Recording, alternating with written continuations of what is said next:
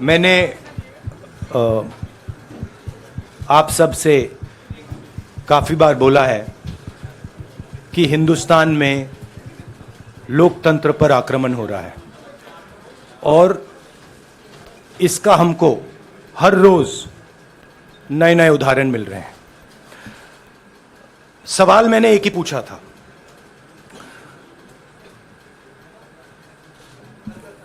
Foundation पे जाता हूं, अदानी जी की शेल कंपनीज हैं,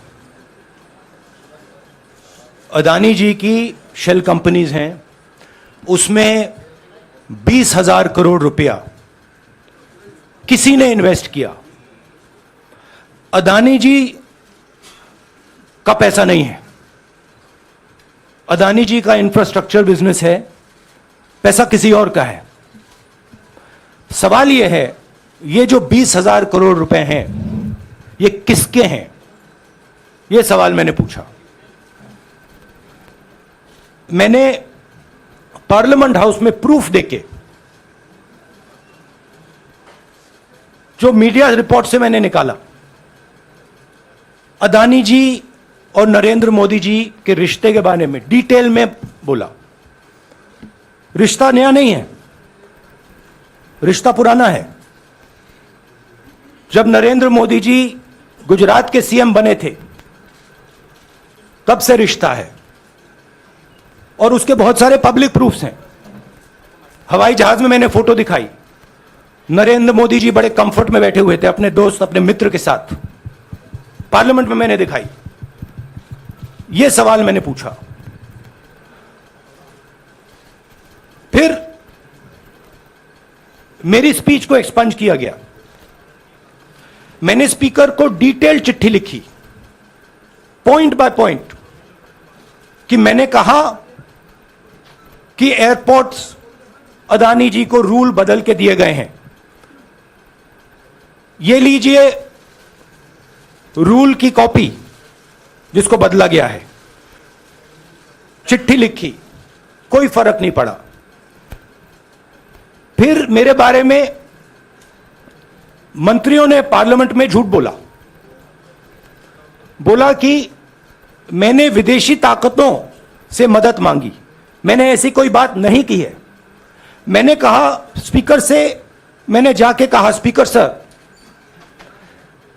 पार्लियामेंट का नियम है कि अगर किसी मेंबर पर कोई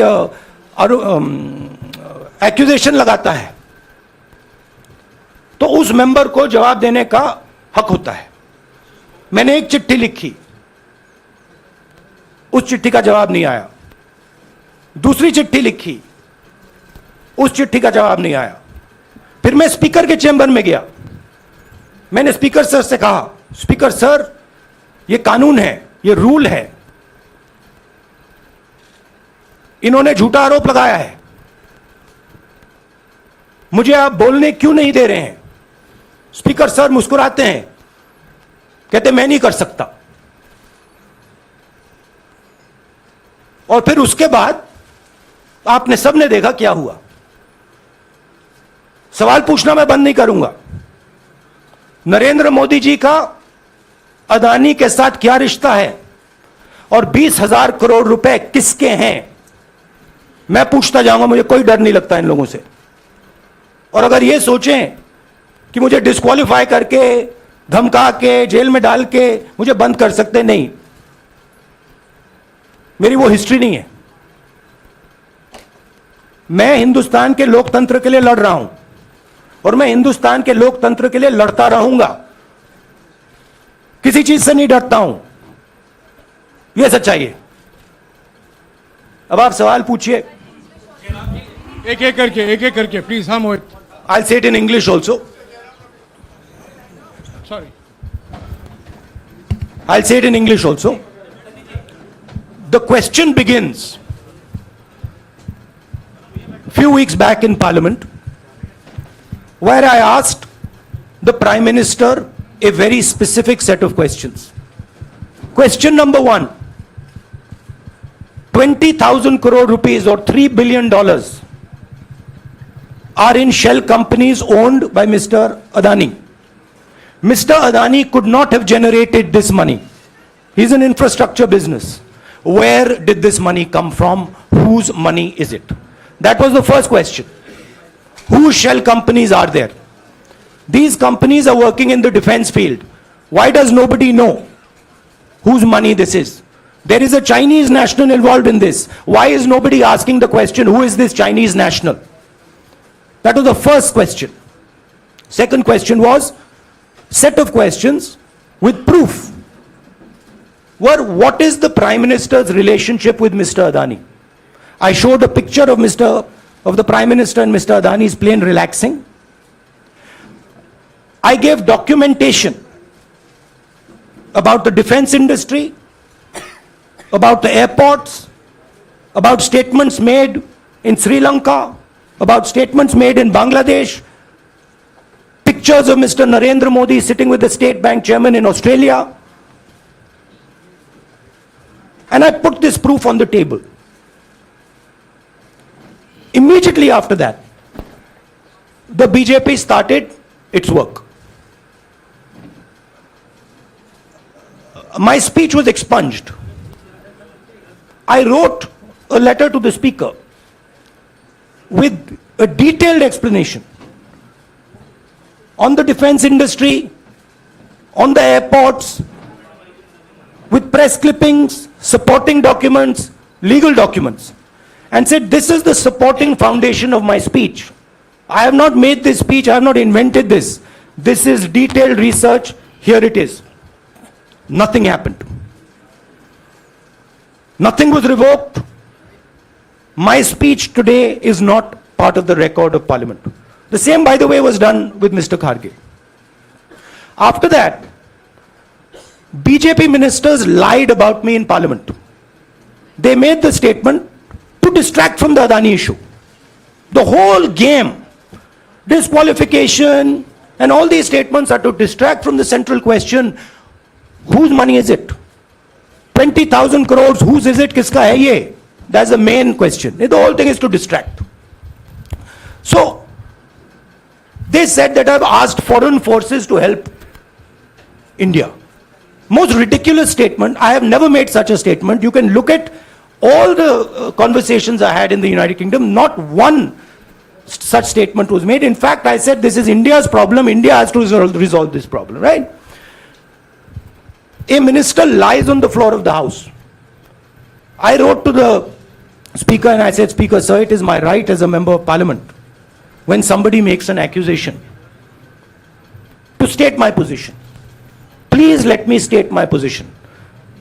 The first letter is not answered. I then write a second letter with more details, saying the names and what was said. Still no answer. I then go to the Speaker's chamber and I say, Speaker, sir, what is going on? We live in a democracy. You are the defender of that democracy. Why are you not letting me make my statement? The Speaker smiles and says, I cannot do that. Come and have a cup of tea with me. Right? So this is the whole drama that is being orchestrated to defend the Prime Minister from the simple question, whose 20,000 crore rupees, whose $3 billion went to Mr. Adani shell companies? हाँ जी मोहित, एक minute, सबको मौका मिलेगा. राहुल जी, मोहित दुबे हूं मैं. मेरा सवाल यह है कि आप शहीदों. By the way, sorry, I just need to finish that. I left out a part. Look, I'm here defending the democratic voice of the Indian people. I will continue to do that. I'm not scared of these threats, of these disqualifications, of these allegations, of these prison sentences. I don't care. I'm not scared of them. Okay? These people don't understand me yet. I am not scared of them. They are used to everybody being scared of them. I am not scared of them. Right? And I will continue to ask the question, what is the Prime Minister's relationship with Mr. Adani? It is an old relationship. It is a relationship that began when he was Chief Minister of Gujarat. Mr. Adani constructed the idea of Resurgent Gujarat, organized all that. This is a partnership. It's a close partnership. I'm going to keep asking that question. Rahul ji, मैं मोहित दुबे हूं. मेरा सवाल यह है कि आप शहीदों के परिवार से आते हैं. आपकी दादी भी डिस्क्वालीफाई हुई, जनता के बीच गई, आप सत्ता में वापस आए। आज के दौर में राहुल गांधी भी डिस्क्वालीफाई हो गए हैं, क्योंकि तमाम आपने इश्यूज को उठाया, चीन के इश्यूज को उठाया। क्या राहुल गांधी भी जनता के बीच में जाएंगे और वही वापसी फिर से करेंगे? राहुल गांधी भारत जोड़ो यात्रा में 4.5 महीने जनता के बीच में रहेंगे और वो मेरा काम है, वो मैं करता जाऊंगा। हाँ जी अनवर, अनवर आज के हिंदुस्तान में जो पहले राजनीतिक पार्टियों को सपोर्ट मिलती थी, मीडिया से मिलती थी, बाकी इंस्टीट्यूशन से मिलती थी, वो नहीं मिलती है। तो ऑपोजिशन की पार्टीज को एक ही रास्ता है, जनता के बीच में जाने का।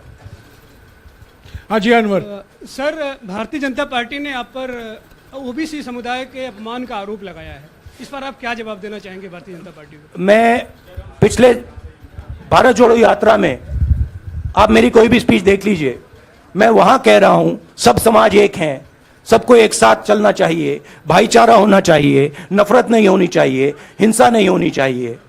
तो मेरी पोजीशन बिल्कुल क्लियर है। ये ओबीसी का मामला नहीं है, ये नरेंद्र मोदी जी और अदानी जी के रिश्ते का मामला है। 20,000 करोड़ रुपए जो अदानी जी को पता नहीं कहां से मिले, उसके बारे में मैं सवाल पूछ रहा हूं और उसका जवाब चाहिए। बीजेपी ध्यान को भड़काने की कोशिश करती है, कभी ओबीसी की बात करेगी, कभी विदेश की बात करेगी, कभी कुछ और बात करेगी, कभी डिस्क्वालिफिकेशन की बात करेगी, मगर सवाल यही है 20,000 करोड़ रुपए, $3 बिलियन किसका था? संजय मिश्रा। और वो अदानी का पैसा नहीं हो सकता। संजय मिश्रा।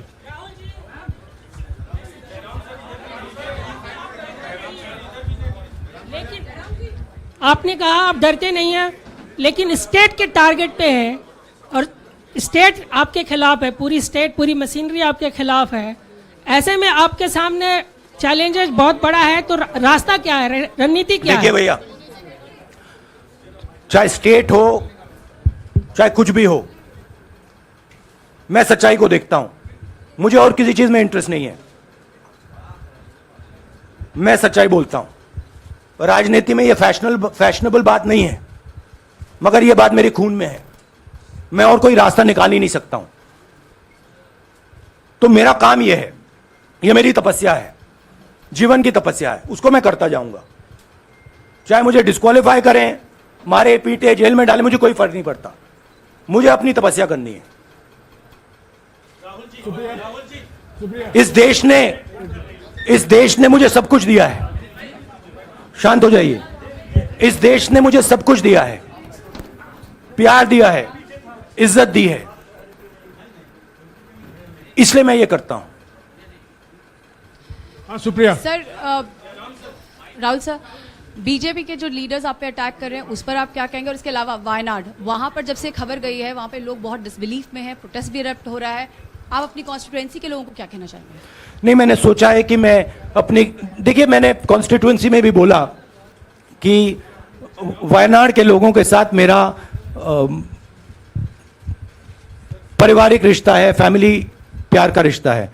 तो मैंने सोचा कि मैं वायनाड के लोगों के लिए अपनी एक चिट्ठी लिखूं उनके लिए कि मेरे दिल में उनके लिए क्या है, तो वो तो मैं रिजॉल्व कर दूंगा।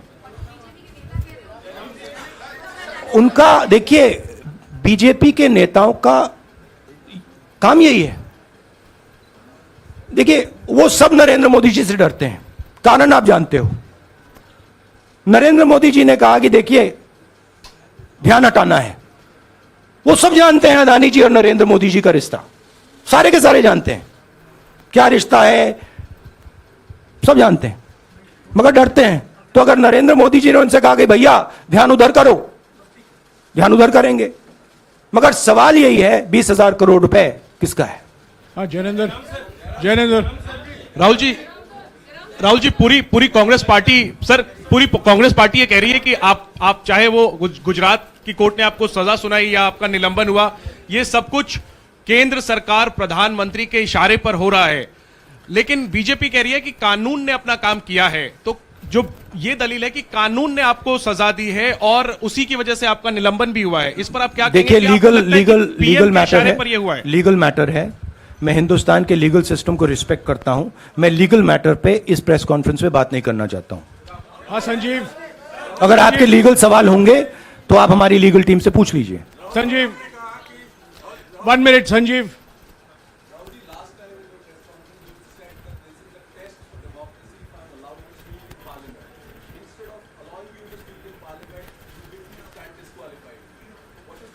No, look, please understand why I have been disqualified. I've been disqualified because the Prime Minister is scared of my next speech. He's scared of the next speech that is going to come on Adani, right?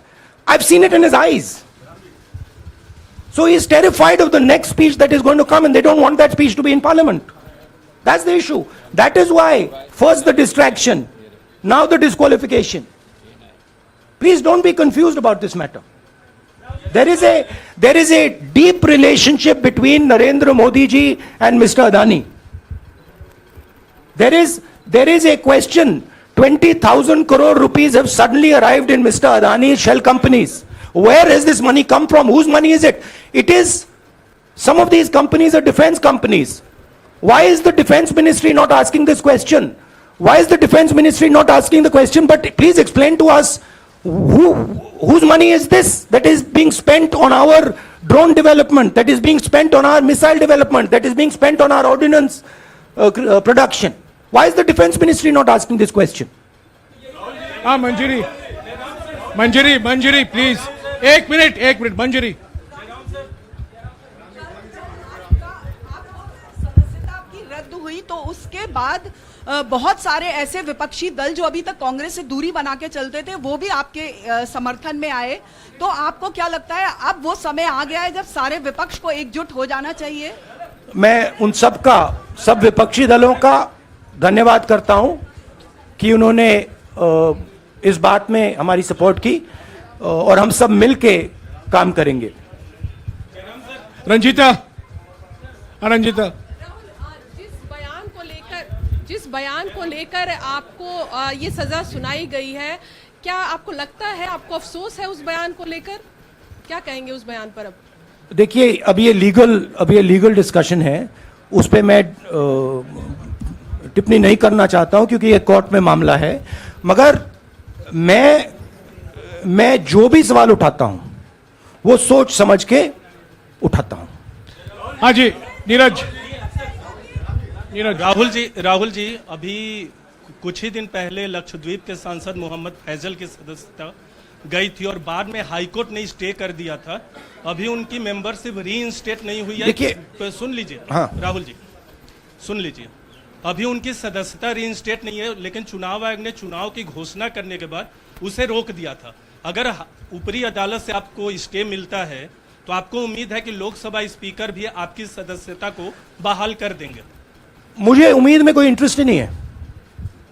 चाहे मुझे सदस्यता मिले ना मिले, मैं अपना काम करूंगा। अगर ये मुझे परमानेंटली डिस्क्वालीफाई कर दें तो भी मैं अपना काम करूंगा। अगर मुझे रीइंस्टेट कर दें तो भी मैं अपना काम करूंगा। मुझे कोई फर्क नहीं पड़ता मैं पार्लियामेंट के अंदर हूं या बाहर हूं, कहां हूं। मैंने आपसे कहा मुझे अपनी तपस्या करनी है, मैं उसको करके दिखाऊंगा। आपके लिए नहीं, अपने लिए। रवि एक मिनट रमन, हाँ। एक मिनट रमन।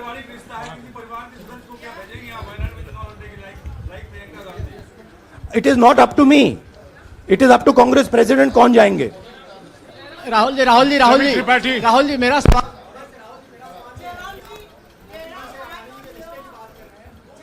आपके यहाँ बैठे हैं। हाँ। दोनों मुख्यमंत्रियों का भी अडानी जी से रिश्ता है, उनके साथ लेन देन का मामला, उसका कहा जाए धंधे का मामला है।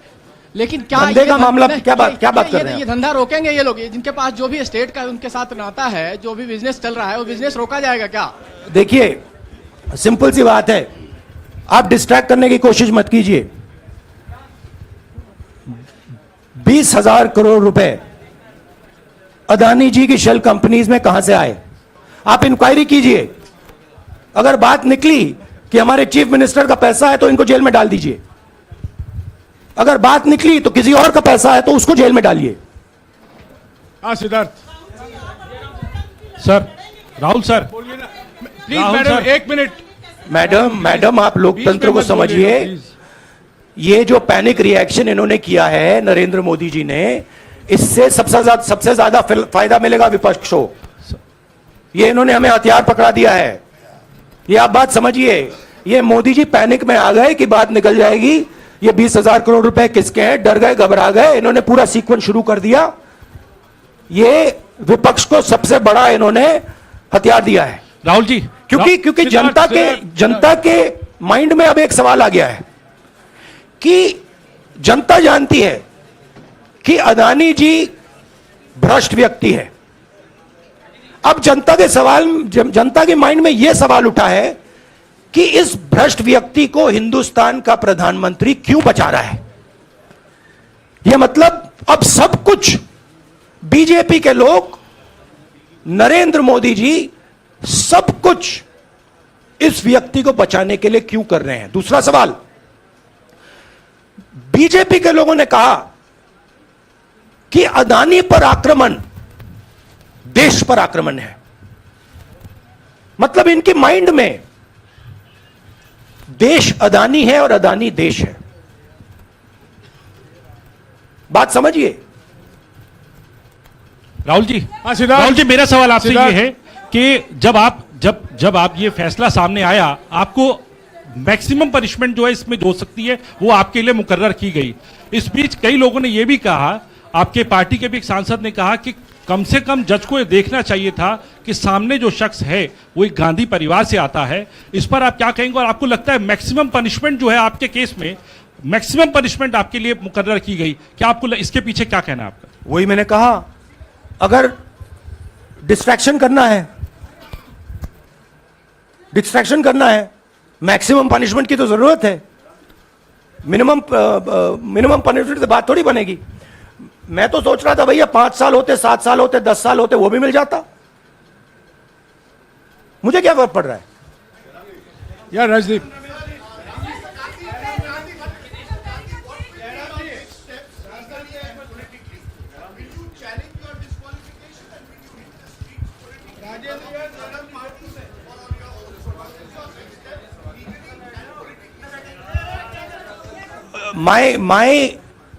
I have only one step, and that step is to fight for the truth in this country and to defend the democratic nature of this country that is under.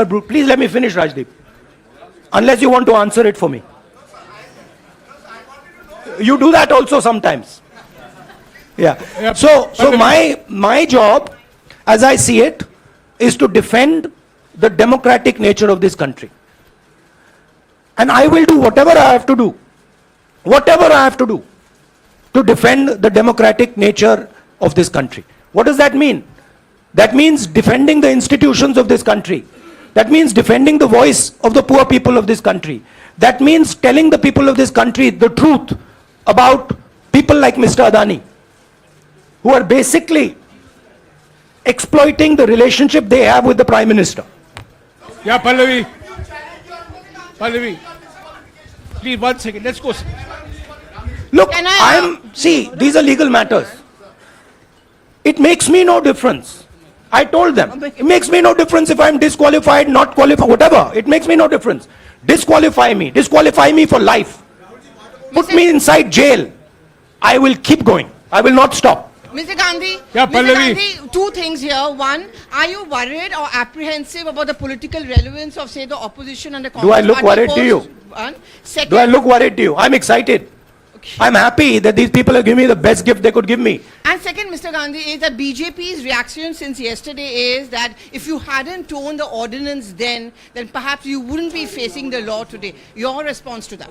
My response to that is that when somebody is guilty of something, they want to distract everybody's attention. Right? If you catch a thief, the first thing he says is, I didn't do it. The second thing he says, look there, look there, look there, look there. Right? That's what the BJP is doing. We have caught 20,000 crore rupees entering Mr. Adani's companies. Nobody knows whose money that is. That money cannot be Mr. Adani's money. He does not generate this type of money. So that money has come from someone. All this, OBC, disqualification, anti-national, all this is to distract from the panic that the Prime Minister is feeling. That his relationship with Mr. Adani is going to be exposed. Let me tell you, that relationship is going to be exposed. Nobody is going to stop that. It is going to happen. Because the opposition is going to press this thing until we find the answer. हाँ रवि सिसोदिया जी को दे दो। राहुल जी जो judgement आया उसको लेकर BJP ने उसको किया है कि आपने ओबीसी का अपमान किया, पूरे देश में प्रेस कॉन्फ्रेंस करने की तैयारी कर रहे हैं कि आपने ओबीसी का अपमान किया था। भैया देखिए, पहला आपका अटेम्प्ट वहां से आया, दूसरा आपका अटेम्प्ट यहां से आया, तीसरा आपका अटेम्प्ट यहां से आया। आप इतनी डायरेक्टली बीजेपी के लिए क्यों काम कर रहे हो? थोड़ी डिस्क्रेशन से करो यार, थोड़ा घूम घाम के पूछो। क्या आपको ऑर्डर दिया है क्या? देखो मुस्कुरा रहे हैं। घूम घाम मैं आपको उदाहरण देता हूं, आप थोड़ा घूम घाम के निकाल नुकुल के बोलो। देखो ऐसे बोलो पहले, राहुल जी, हाँ तो please if you want to work for the BJP, then bring a BJP flag symbol here and put it on your chest. Then I'll answer you the same way I answer them. Don't pretend to be a pressman. Vikrant, Rahul ji हवा निकल गई। Rahul ji BJP के लोग बार बार ये बात कहते हैं कि आपने जब विदेश में जाके भाषण दिया तो उन्होंने कहा माफी मांग लेते, अभी कहा कि कोर्ट में आपसे कहा कि आप माफी मांग लेते। तो जब ये लोग कहते हैं राहुल गांधी माफी मांग लेते, तो राहुल गांधी क्या सोचते हैं? राहुल गांधी सोचता है मेरा नाम सावरकर नहीं है, मेरा नाम गांधी है। गांधी किसी से माफी नहीं मांगता। और मैंने कहा, पार्लियामेंट हाउस में कहा कि भैया मुझे बोलने दीजिए ना, एक बार तो बोलने दीजिए। 2 बार चिट्ठी लिखी, तीसरी बार मैं पर्सनली स्पीकर से जाके कहता हूं, स्पीकर सर प्लीज, आप डेमोक्रेसी के लोकतंत्र के आप प्रोटेक्टर हैं, मुझे बोलने दीजिए। मुस्कुरा के कहते हैं भैया मैं तो नहीं कर सकता। आप नहीं कर सकते तो कौन कर सकता है? शायद मुझे जाके मोदी जी से पूछना पड़े, वो तो करने नहीं देंगे। तो मेरा जो पॉइंट है, इस देश में लोकतंत्र खत्म हो गया है। इस देश के लोग जो इनके दिल में है, हमारे दिल में है, बोल नहीं सकते हैं। इस देश के इंस्टीट्यूशन पर आक्रमण हो रहा है। और उस आक्रमण का मैकेनिज्म क्या है? उस आक्रमण का मैकेनिज्म नरेंद्र मोदी जी और अदानी जी का रिश्ता है, वो फाउंडेशन है। मैं नरेंद्र मोदी जी पर सवाल नहीं पूछ रहा हूं, मैं अदानी जी पर सवाल पूछ रहा हूं। बीजेपी अदानी जी को क्यों प्रोटेक्ट कर रही है? आप नरेंद्र मोदी जी को प्रोटेक्ट कीजिए। मैं अदानी जी पे पूछ रहा हूं, आप अदानी जी को क्यों प्रोटेक्ट कर रहे हो? आप इसलिए अदानी जी को प्रोटेक्ट कर रहे हो क्योंकि आप ही अदानी हो।